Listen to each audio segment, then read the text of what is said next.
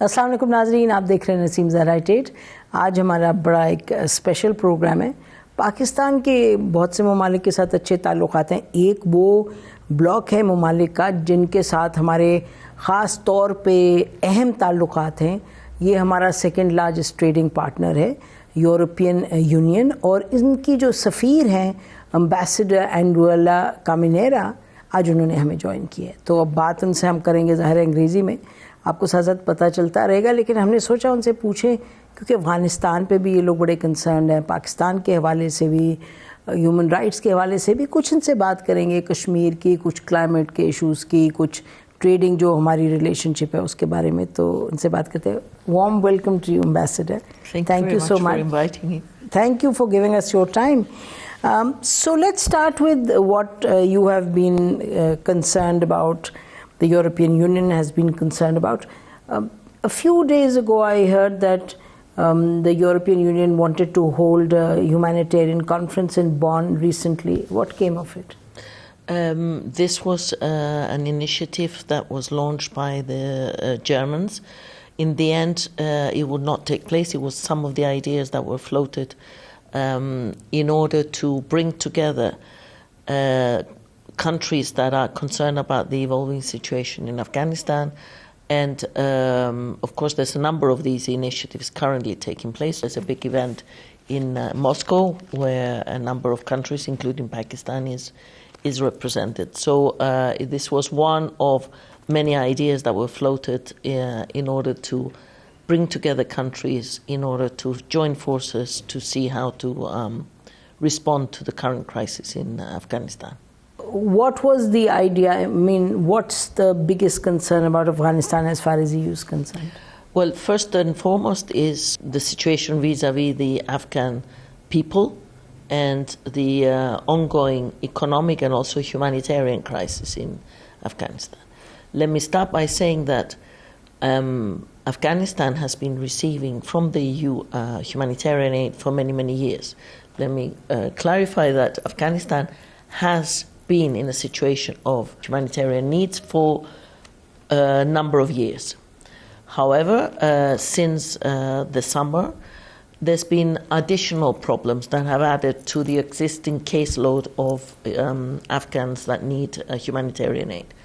First of all, over the last few years, there's been an ongoing drought. This year, it's expected that because of the drought, there will be minus 30% production of wheat in a country that already has other problems. Because of this situation, also for the change of government, interim government in Afghanistan, there's a lot of the basic services that are not functioning as they were before. They had problems. Now those problems are multiplied. There is an economic situation. GDP of Afghanistan has gone down by 30% in a year. Over the last few years, Afghans have been borrowing money in order to survive. So you had large part of the population already owing money. Plus, winter is coming. I know that every year, sort of like August, September, the European Union would provide additional humanitarian aid in order to help with the needs because of the cold weather coming. There are statistics that are absolutely horrifying. There was a pledging conference in Geneva in 13th of September, a UN pledging conference for Afghanistan. And they produce statistics on what is going on. There's estimates that say something like 30 million out of the total population of 35, 36 million would need humanitarian aid. There's estimates that say there is potential risk of over 1 million or approximately 1 million children starving to death over the next, let's say, 6 months to a year. So all of this, it's almost like the perfect storm vis-a-vis Afghan people, on top of the political situation. So yeah, it's very painful, potentially can be very, very, can be disastrous. And apparently 14 million can go towards starvation if enough food is not provided. So clearly EU is looking at this as a largely humanitarian challenge, crisis right now. So the Bonn conference was going to take care of that, because according to the UNHCR, when we talk to them, they say that the money that was pledged is not forthcoming at the speed that it should come. The conference that I mentioned, the UN system was requesting 600 million. In fact, $1 billion dollars was pledged. But I have to underline that the humanitarian system has never been able to upscale so quickly to cover needs of such a 30 plus million people. So, of course, money is important, but it's not just the humanitarian financing that also that can help. In order to deliver humanitarian aid, you have to have people on the ground. You have to be able to pay them. You have to be able to move around freely. You have to be able to bring in additional humanitarian workers. You need, if you're going to meet the needs of women and children, particularly in the context of Afghanistan, you need to have women humanitarian aid workers. If you're delivering aid to women in the cultural context of Afghanistan, we as the European Union, we recently pledged 300 million euros in humanitarian aid, plus 250 million euros, this is the last few days, for aid to keep some basic services going. Most of the health centers, they don't have personnel, or they don't have medicine, or both. So you can cover some of the needs through humanitarian aid, but a lot of other things also need to exist or function in a country. So you need the kind of distribution infrastructure which can actually on the ground. Exactly. So according to UNHCR, most of their people, I mean, the UNHCR chief, as you know, of course, was visiting here, and he was saying that their staff refused to leave after August 15, and that they are very much intact, and that they are actually carrying on the work that they were doing. And as you mentioned, this crisis is 1 year old, right? It's not like, predates August 15. Of course. So in some ways, it seems that the funds is also a very crucial issue. And in fact, he said that when he met with the Taliban recently, he said, I told them we need women on the ground, and they were okay with it. So their women are there on the ground. So it seemed like money in cash, and as you said, payment for staff, payment for the government officials, etc. Yes. Of course, what you're saying is very correct concern. And again, Pakistan has been very helpful in facilitating that. In fact, getting EU nationals and also Afghans of EU concern was one of the 5 benchmarks that the EU has set as, let's say, our asks from the Taliban. Just moving back to EU and Pakistan in the context of Afghanistan, even the humanitarian aid, Pakistan has been pretty involved in the distribution, setup, etc. Absolutely. And I know Pakistan has also been providing its own humanitarian aid. Yeah. We're very much aware and thankful again for this, but also facilitating humanitarian aid coming via Pakistan for Afghanistan. We're also trying, to the extent possible, to buy humanitarian aid on the Pakistani market in order to give it to have it transferred into Afghanistan.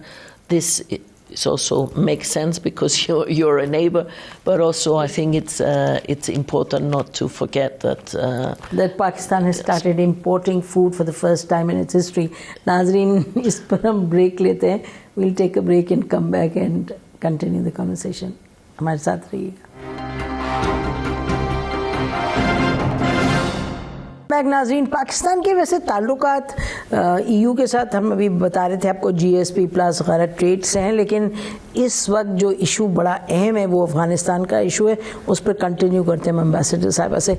So we were talking about Afghanistan and you were saying that Pakistan's been involved and then that you were buying food off the Pakistani market, as I think others are. Yes. And Pakistan itself is sending food supplies. So In terms of the medium term and long term, Pakistan's role in in the peace process in Afghanistan. I mean, the peace ended up in a way that nobody was expecting. Exactly. Not even the U.S. President Joe Biden, right, with all his intelligence.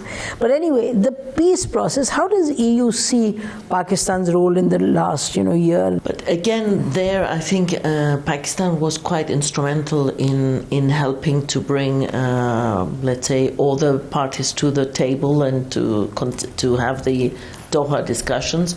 Unfortunately, they didn't go the last step, which was to have an agreement that would have changed things on the ground. And you think that's why Zalmay Khalilzad went home? I cannot comment on why he decided to resign, but he's gone. Anyway, I mean, let's say if this was what we have was by design, I cannot imagine that was, let's say, the designed outcome. It's interesting though, because when you read a lot of U.S. press, they, there are comments in New York Times and others, leading writers say that the fact that some people are surprised that this happened is the real surprise. That's for, there will be a lot of analysis for many, many years, I think, to understand why, let's be honest, the whole international community did not have that on their radar screen as one of the options. Will it take that much analysis, you think so? Isn't it obvious? Obvious, everybody was surprised. I think even the Taliban themselves were potentially surprised at the speed of the change in the government. The speed of the collapse of the army, although they were carrying on back channel, negotiations with the Afghan National Army, and they knew this was going to happen. Seems like you go to some of the reports that were written, Carnegie Endowment report by one of their specialists in 2007 or 2006. It's entitled Taliban Winning Strategy. So, and it's in detail in terms of how the Taliban have an alternative system of providing justice and providing security. I think you could potentially forecast that, because the Taliban were always saying that, you have watches and we have time on our hands. Yeah, that's famous right. Phrase. But I don't think that, at least not publicly, there was any side of the international community that was saying this was going to happen within a few weeks. Yeah, within days. Maybe a few months was the worst case scenario of all of these forecasts, was over a few months or 6 months, potentially there will be a switch in the government, but not the way it happened. General Kani said this to President Obama almost a decade ago, right? 6-7 years ago, it's all on record. Now they're talking about it. And in fact, if we follow the discussions and the debates in the US Congress, the congressional debates, they're at each other saying, you didn't tell us, you told us, we knew. But anyway, that's now history. Exactly. But it's always good to learn from history. So coming back to where we are now, in terms of the future, so this seems to be, even EU, this question of human rights on the one hand and humanitarian concerns on the other hand. And one of the things that seems to keep emerging is that if you push too much on human rights, then humanitarian suffers, because if you're going to hold back money and funds, it will mean that the humanitarian, as we discussed earlier, as you were rightly mentioning, that money is needed. But how do you balance it? Let me say that humanitarian aid, not in the case of Afghanistan, but globally, is provided, at least from the EU, without any consideration of the political aspects. Okay. We are in countries where there are dictators and we don't agree with them. We are in countries where there's needs, we provide humanitarian aid. It's non-political. Development cooperation funds, that is a different type of story, because usually development funds are provided by the government and they are given to the government. Yes, provisions that we do not provide development cooperation funds if there are issues and problems with the government in any particular country. When it comes to Afghanistan, we have said that there are these 5 benchmarks. One was to allow the EU nationals to leave, humanitarian aid to have unimpeded access. We provide humanitarian aid to those that need it. What's your distribution channel, right? The government? Or the humanitarian aid is through UN organizations or NGOs. And let me clarify that even before August, we were providing humanitarian aid on both sides, both in the government-controlled areas in Afghanistan and in the non-government-controlled areas. One of the benchmarks is an inclusive government, which obviously the current one is not. So what does that mean? If it isn't, do you reduce the aid? You say we hold back? What do you do? No, there's benchmarks for recognition, which we're not in the... I think nobody is going for recognition. Yes, but we are engaging with them. There's absolutely... So your policy is exactly the same as the US policy? Yeah, I mean, I would not comment on the US policy. I can only tell you about ours. But no, I'm saying, do you coordinate with the US closely on this? This is EU policy. I mean, the divide between development cooperation and humanitarian aid is a global. All countries that provide development cooperation provide it under what I've just described. And when you're providing humanitarian aid, it's according to humanitarian principles. And these are global types of principles. So one of the things that is being raised now as we kind of look at the emerging situation inside Afghanistan, as you said yourself, that 70-80% of the salaries were coming from budgetary support, which falls in development aid thing, right? So if you're talking about needing an infrastructure and an operational system to provide humanitarian aid, because ultimately even if you have NGOs or UN, you still need a government, functioning government. So if the salaries continue to not come, then providing humanitarian aid gets impeded. How do you deal with that? This is why we've said it's 300 million humanitarian aid, and 250 million, we call it humanitarian plus, to in a way to keep the basic services going. For example, in order for the whole system not to collapse. But we are not doing it for sure via the government. So you are, I mean, your heart does beat for them enough for you to not stick bureaucratically to completely non-government. No, it's not a black and white situation. We're trying to do as much for the Afghan people, given the situation that is currently on the ground. We'll take a break now. नाज़रीन break लेते हैं. आप सुन रहे थे वो क्या कह रही थी कि हम इतनी सख्ती नहीं हमने की हुई कि ब्लैक एंड वाइट हो कि हम खाली गवर्नमेंट को बिल्कुल ना दें, क्योंकि गवर्नमेंट को चलना है और अगर गवर्नमेंट को चलना है तो फिर उनको पैसे भी कुछ ज़रूरत है, तो वो भी कर रहे हैं, साथ ये भी कर रहे हैं, लेकिन हालात तो मुश्किल अभी भी हैं. ब्रेक लेते हैं, उसके बाद वापस आते हैं. Will continue the discussion. Stay with us. Welcome back नाज़रीन. हम बात करें EU के एम्बेसडर से, और बात ज़्यादा आप जैसे सुन रहे हैं अफगानिस्तान पे हो रही है, लेकिन देखते हैं कुछ आगे भी बढ़ते हैं. और so in the coming days and weeks humanitarian becomes the most kind of critical aspect. And where do you see this going? I mean, Pakistan itself has had a meeting with the Afghan government last week, talking about drawing up, SOPs in terms of interaction, etc. That still is a process. It will take time. Yes. Do you think that the humanitarian aspect will be further addressed so that we're not seeing enough coming in on the humanitarian front? It can, God forbid, collapse, right? So what is European Union's thinking on this? First, we're following closely. Secondly, we've moved back into Afghanistan to be on the ground. We're delivering aid as much as we can. We're working with others to mobilize not just our aid, but other countries and other regions.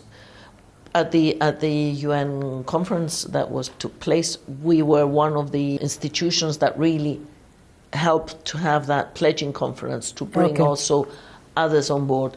We are also helping in trying to put together some sort of, also working with the UN, but prioritization of what needs to be done and where, in order to, since there's not enough resources, to avoid gaps and to cover as much of the needs as possible. So we're being very pragmatic and very hands-on vis-a-vis what's happening. Do you have a functioning system? I mean, do you have an office? How humanitarian aid we had an ECHO office, which is our humanitarian branch, and our colleagues are back in Afghanistan since a few weeks ago. They are on the ground talking to the partners, talking to the NGOs, and also trying to have as many data on what's happening as possible. With respect to actual Taliban,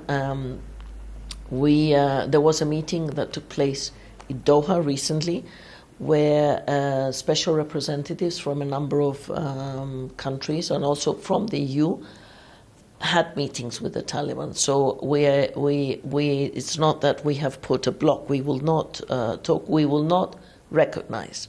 But we will engage, and we are continuing to do our best in that respect. How effectively have you been able to encourage the US? They've frozen funds, right?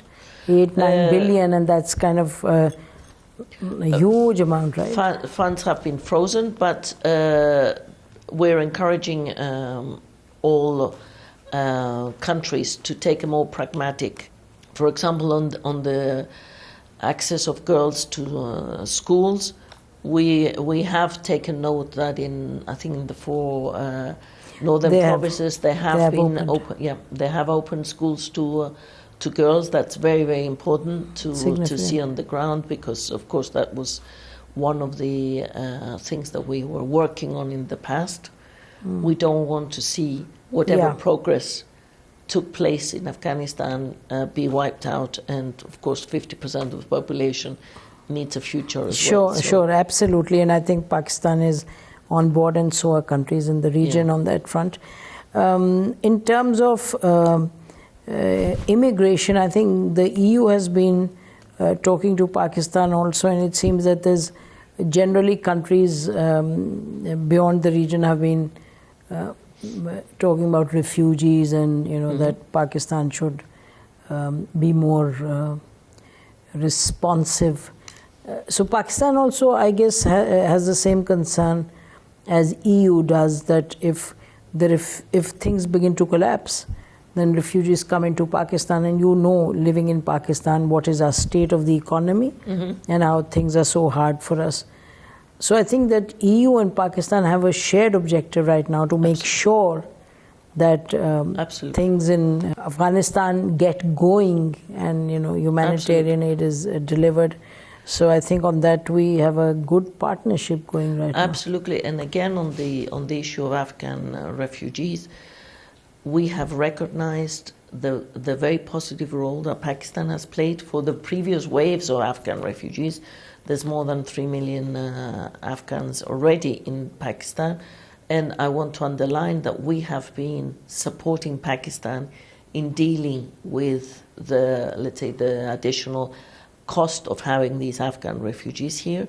And where we have been providing funds, we have also been providing funds for the local community, the host community that has Afghan refugees. You've tried on the financial front, certainly.